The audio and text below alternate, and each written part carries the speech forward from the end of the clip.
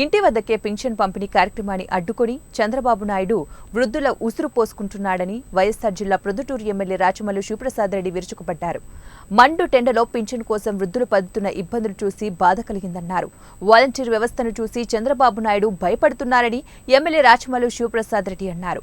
వాలంటీర్లు స్వచ్ఛందంగా రాజీనామా చేసి పార్టీ కోసం పనిచేస్తున్నారని, జూన్ 4వ తారీఖున మళ్లీ వాలంటీర్ వ్యవస్థపై తొలి సంతకం చేస్తారని జగన్ తెలిపారని ఆయన అన్నారు. ఇక వాలంటరీ వ్యవస్థ ఎంత అన్యాయం. చంద్రబాబు నాయుడు వాలంటరీ వ్యవస్థ ద్వారా పెన్షన్ పంపిణీ చేస్తే వాళ్ళందరూ మాకు ఓటేస్తారని చెప్పి, వాలంటీర్లు చెప్తే మాకు ఓటేస్తారని చెప్పి వాలంటీర్లను చూస్తేనే ఉచ్చబోసుకునే పరిస్థితికి వచ్చినాడు. గడగడా వణికే పరిస్థితికి వచ్చినాడు. వారి మీద శత్రుభావాన్ని పెంచుకున్నాడు.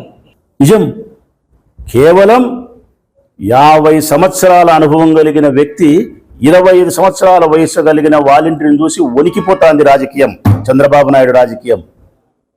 మేమే రిజైన్ చేస్తాం, రిజైన్ చేసి స్వచ్ఛందంగా పార్టీకి మేము జగన్మోహన్ రెడ్డి గారి ప్రజాసేవకు మేము అనుకూలంగా పని చేస్తాం, తిరిగి మళ్ళీ ఈ ప్రభుత్వమే వస్తుంది, మళ్ళీ మేము వాలంటీర్గా వస్తామని చెప్పి ధైర్యంగా పిల్లలు వారి వాలంటరీ సర్వీసెస్కు రాజీనామా చేసి పార్టీ తరఫున వాళ్ళు పనిచేస్తున్నారంటే నిజంగా శభాష్. అందుకే జగన్మోహన్ రెడ్డి గారు కూడా మాట ఇచ్చారు. 2024 జూన్ 4వ తారీఖున గెలిచిన తర్వాత తన తొలి సంతకం వాలంటరీ వ్యవస్థ